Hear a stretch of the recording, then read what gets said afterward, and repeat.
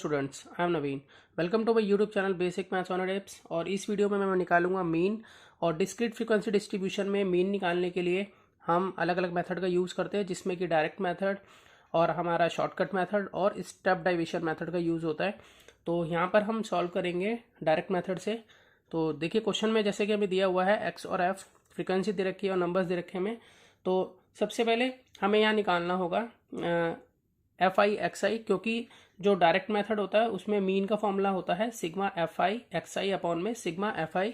मैं फॉर्मूला लिख देता हूँ पहले। तो देखिए mean is equal to X bar mean को बोलते हैं sigma F I X I upon sigma F I. तो ये एक्स आई है हमारा, एक ये एफ आई है। तो सबसे पहले हम सिग्मा का मतलब होता है टोटल, तो हमें यहाँ टोटल करना होगा एक्स आई एफ आई का और एफ आई का, यानी कि इसका टोटल करना होगा। तो यहाँ पर हम इसको जो है पहले लिख लेते हैं मल्टीप्लाई करके एक्स आई एफ आई की।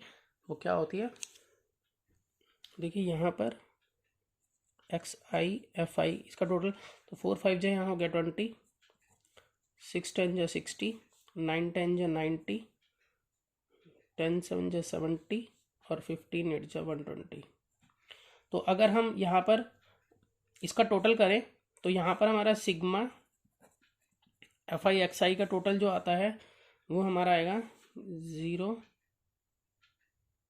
6 2 3। तो यहाँ पर 360 इसका टोटल आता है।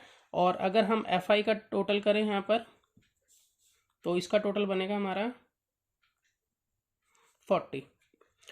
तो हमारे पास दोनों टोटल जो है आ चुके हैं। अब हम यहाँ पर इसको पुट कर देंगे, तो 360 अपॉन में 40, तो 0 से 0 कैंसिल हो गया और 4 9 जा, तो इसलिए हमारा जो मीन आता है वो 9 आ जाता है। इसी तरह का एक और क्वेश्चन हम करने वाले हैं, जिसके अंदर हमें जो है कोई वैल्यू मिस दी होगी। तो पहले मैं क्वेश्चन लिख लेता हूँ। देखिए इस क्वेश्चन को भी हम डायरेक्ट मेथड से सॉल्व करने वाले हैं। और इस क्वेश्चन में हमें मीन तो गिवन है यहाँ पर हमारा, पिछले क्वेश्चन में हमने मीन निकाला था, इस क्वेश्चन में मीन गिवन है, लेकिन हमें यहाँ पी की वैल्यू निकालनी है। जैसे कि आप देख रहे हैं कि एक्स आई में यहाँ पर p+5 लिखा है, इसमें पी की वैल्यू क्या होगी। तो इस तरह के क्वेश्चन करने के लिए हमें वैसे ही करना है जैसे हमने पहले किया था। तो सबसे पहले हमें सिग्मा निकालना पड़ेगा एक्स आई एफ आई। तो हमें मल्टीप्लाई करना होगा पहले इन दोनों को। इसके लिए कॉलम बना लेते हैं। तो ये मल्टीप्लाई कराते हैं, तो 2 3 जा 6, 4 2 जा 8 और 6 3 जा 18, 10 1 जा 10। और यहाँ 2 को p से मल्टीप्लाई करेंगे तो पहले 2p, और 2 को फिर 5 से मल्टीप्लाई करेंगे तो 10। इस तरह से बन गया। अब हम यहाँ पर इसको ऐड कर लेते हैं। देखिए यहाँ पर अगर हम देखें तो 2p को अलग छोड़ना पड़ेगा हमें। 2p हम पहले लिख लेते हैं, क्योंकि वो ऐड नहीं हो सकता, क्योंकि वो ये न्यूमेरिकल नहीं है। तो यहाँ पर बाकी जो न्यूमेरिकल है उसे प्लस कर लेते हैं। तो इसे प्लस करेंगे तो हमारा यहाँ बनेगा 52। उसी तरह से मैं इसको प्लस कर लेता हूँ, तो ये मेरा बनता है 11। तो यहाँ पर फॉर्मूला वैसे ही लिखना है कि मीन जो कि एक्स बार होता है उसका फॉर्मूला होगा sigma F I X I upon में सिग्मा एफ आई। ठीक है, अब हम यहाँ पर जो है इसका टोटल लिख लेते हैं। ये क्या है, 2p + 52 और इसका टोटल है 11। यहाँ पर मीन हमें ऑलरेडी गिवन है, जो कि देखिए 6 है। यहाँ 6 लिख लेते हैं, क्रॉस मल्टीप्लाई करते हैं तो 6 × में 11 हो गया 66। और 2p + 52 को 1 से मल्टीप्लाई करेंगे तो आ जाएगा 2p + 52। उसके बाद ये 52 इधर ले आएंगे तो 66 - 52, यहाँ पर 2p बचा, तो इसमें से इसको हम लेस कर लेते हैं। तो ये लेस करके आ जाता है हमारा 14। तो 2p जो है 14 के इक्वल है, तो 14 अपॉन में 2 हो जाएगा यहाँ पर। ठीक है, p की वैल्यू काट कर आ जाती है 7। तो इस तरह से p की वैल्यू यहाँ पर आई 7, जो कि इसका आंसर है।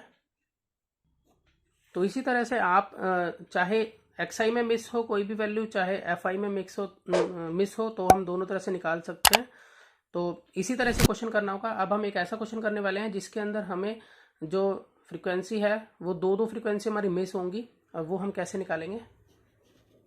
देखिए इस क्वेश्चन में हमें क्या करना है, find the missing frequency in the following frequency distribution if it is known that the mean of the distribution is 1.46। तो हमें यहाँ पर ये मिसिंग फ्रीक्वेंसीज निकालनी, जैसे कि f1 f2 निकालनी हमें। और हमें यहाँ पर मीन जो है वो ऑलरेडी गिवन है 1.46, और यहाँ पर हमें fi का टोटल भी गिवन है जो कि 200 है। तो सबसे पहले हम फॉर्मूला यूज़ करने से पहले मल्टीप्लाई करा लेते हैं। सिग्मा एफ आई एक्स आई हमें निकालना है। तो यहाँ पर मैं इसका पहले सिग्मा निकालने के लिए पहले मल्टीप्लाई कर लेता हूँ। तो 0 को 46 से मल्टीप्लाई करेंगे तो 0, 1 को F1 से करेंगे तो F1, 2 को F2 से करेंगे तो 2F2, 3 को 25 से करेंगे तो 75, 4 को 10 से करेंगे 40, 5 को 5 से करेंगे 25। उसके बाद मैं इसका टोटल कर लेता हूँ। यहाँ पर इसका टोटल क्या आना चाहिए, तो यहाँ पर देखिए F1 और 2F2 जो है वो टोटल तो इसमें मैं ऐड नहीं कर सकता, तो इसको मैं अलग से लिख लूँगा F1 प्लस 2F2। और बाकी 75, 40 और 25 को अगर हम टोटल करते हैं तो मेरे यहाँ बन जाता है ये 140 प्लस। इसी तरह से अगर हम यहाँ देखें तो F1 F2 टोटल नहीं मतलब ऐड नहीं कर पाएंगे हम इसमें, तो हम इसको अलग से लिख लेते हैं। और बाकी बचा हमारा 46, 25, 10 और 5, तो मैं इसको टोटल करता हूँ तो मेरा आ जाता है यहाँ पर 86। देखिए ये मैंने लिख लिया है। अब इसके बाद मैं फॉर्मूला लगा देता हूँ उसके अंदर कि मुझे मालूम है कि मीन जो है वो होता है एक्स बार के इक्वल, जो कि है sigma F I X I upon में सिग्मा एफ आई। तो यहाँ पर सिग्मा एफ आई एक्स आई जो है वो हमारा 140 प्लस F1 प्लस 2F2 है।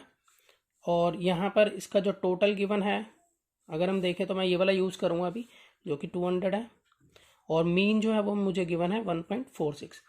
तो ऐसी कंडीशन में मैं इसको पहले मल्टीप्लाई करा लेता हूँ। क्रॉस मल्टीप्लिकेशन में अगर हम देखें तो 200 को 1.46 से मल्टीप्लाई करेंगे तो हमारा जो आंसर बनेगा वो बनेगा इसका करीब करीब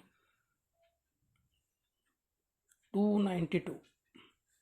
उसके बाद 140 प्लस F1 प्लस 2F2 को 1 से मल्टीप्लाई करेंगे तो यही रहेगा 140 प्लस F1 प्लस 2F2।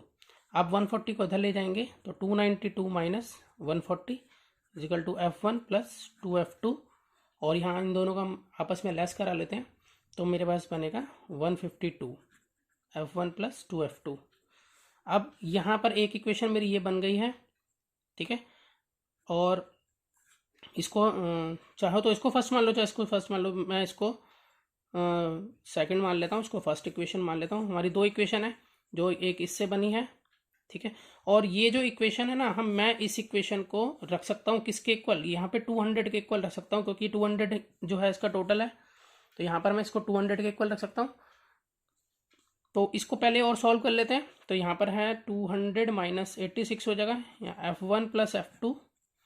तो इन दोनों को जब मैं लेस करूँगा आपस में तो मेरे पास आएगा 114 F1 प्लस F2। एग्जैक्ट ये इक्वेशन जो है हमारे पास बन जाती है इस तरह से।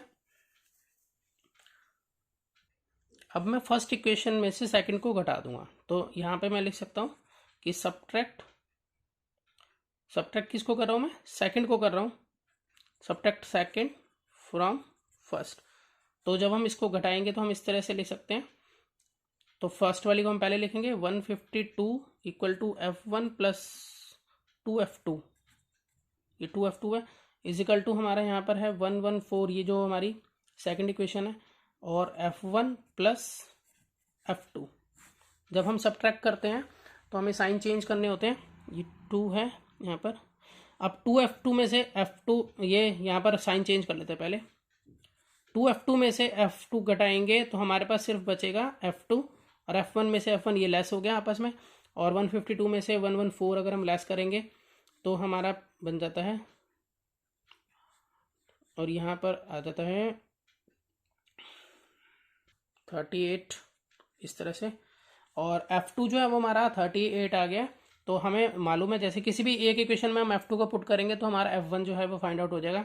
तो जैसे मैं इसमें कर लेता हूँ कि मेरे पास जो है नीचे इस तरह से कि 114 is equal to F1 plus F2 है। तो यहाँ पर लिख देते हैं put F2 in equation second में पुट कर रहा हूँ इसलिए। तो यहाँ F2 की वैल्यू 38 आ चुकी है, और यहाँ पर है 114, तो 38 उधर चला जाएगा। 114 माइनस 38 करेंगे तो F1 की वैल्यू हमें फाइंड आउट हो जाएगी। 114 में से 38 लेस करते तो आ जाता है यहाँ पर 76। तो F1 जो है वो हमारा 76 है और F2 जो है वो हमारा 38 है। तो इस तरह से जो है हमने दोनों मिसिंग फ्रीक्वेंसी जो है फाइंड आउट कर लिया। तो मिलते हैं नेक्स्ट वीडियो में और नए क्वेश्चंस लेकर।